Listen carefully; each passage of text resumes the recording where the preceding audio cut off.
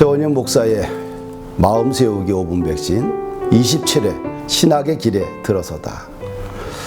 둘째 딸이 태어났습니다. 경제적으로 넉넉하지 않은 시절이었습니다. 결혼하면서 무조건 딸이든 아들이든 형편에 상관없이 2명을 낳기로 했습니다. 계획대로 연년생으로 2명의 자녀를 주셨습니다. 감사한 일이지요. 또 아이들을 보면서 아주 행복했습니다. 둘째 딸이 태어나고 12월 초에 신학대학원 시험을 보았습니다. 합격 통지받고 입학금을 내야 합니다. 그런데 입학금을 낼 만한 형편이 아니었습니다. 체면상 누구에게 가서 내가 합격했는데 입학금이 부족하니 도와달라 말하는 성격은 아니었습니다. 지금까지 일생을 살면서 남에게 도와달라는 말을 한 적도 없습니다. 아내는 입학금 50%를 준비하였고 나에게 주면서 가등록하라고 하였습니다. 나는 50%만 내겠다 하고 학교 관계자에게 말을 할 정도로 변죽이 좋은 사람도 아닙니다. 자신의 일에 대해서는 절대로 남에게 아쉬운 소리를 못하는 성격입니다. 답답한 마음으로 도서관에 올라갔습니다. 입학금을 내는 것이 하루 남았습니다. 수중에 입학금을 전부 낼 돈이 없었습니다. 어떻게 할 것인가? 별 신통한 생각이 나지 않았습니다. 답답할 때는 도서관에 있는 것이 아주 행복합니다. 도서관에서 책을 보면 모든 근심도 걱정도 잊게 됩니다. 도서관 의자에 앉아 있는데 바로 앞에 앉아 있는 젊은 친구의 얼굴을 자연스럽게 보게 되었습니다. 그 친구의 얼굴은 수심이 가득 차고 피골이 상접해 보였습니다. 입술 주변은 헐어 있었고 젊은 친구가 걱정으로 가득 차 있는 모습이었습니다.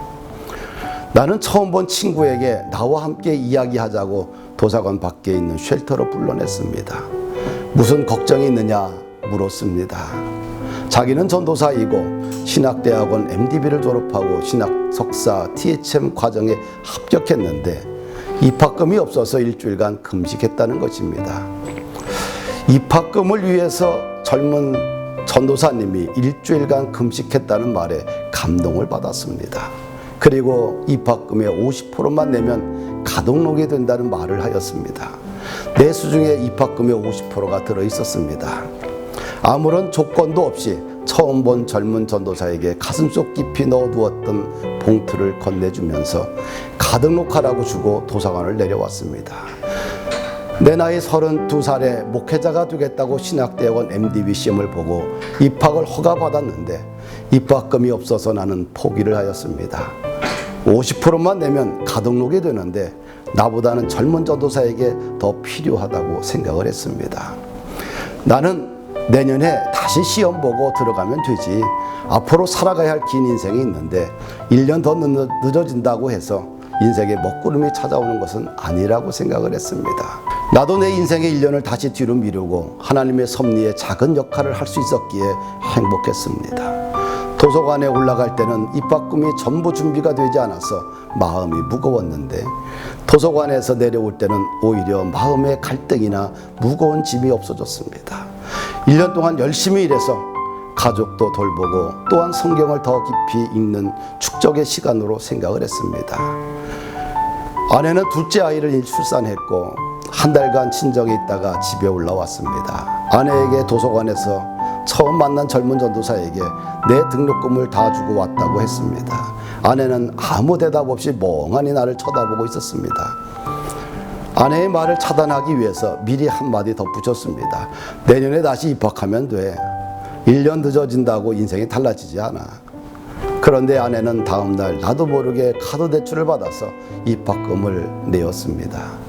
그리고 나는 신학교에 다니게 되었고 학교에서 젊은 전도사를 만났습니다. 전도사님이 학교에서 공부하는 모습을 지켜보는 것도 나에게는 큰 기쁨이었습니다. 이렇게 나는 신학대학원을 입학하게 되었습니다. 그때를 떠올리면서 늘 나의 삶의 자리를 지켜봅니다. 그리고 목양의 길에서 헌신과 내려놓음의 자리를 늘 벗어나지는 않습니다. 20년의 개척 사역을 하면서 자비량으로 10년 이상을 주님께 헌신했습니다. 교회와 주님을 위해 헌신한다는 것은 그 자체로 행복합니다. 그 행복은 세상 무엇으로도 대신할 수 없는 은혜이며 축복입니다. 은혜와 축복의 통로로 살아가는 것은 아주 귀한 일입니다. 주변에 믿음의 사람들이 참으로 많습니다. 충성스러운 일꾼들이 참 많습니다. 그분들의 삶에 비추어 보게 되면 나는 아주 작은 내려놓음의 고백밖에 되지 않습니다.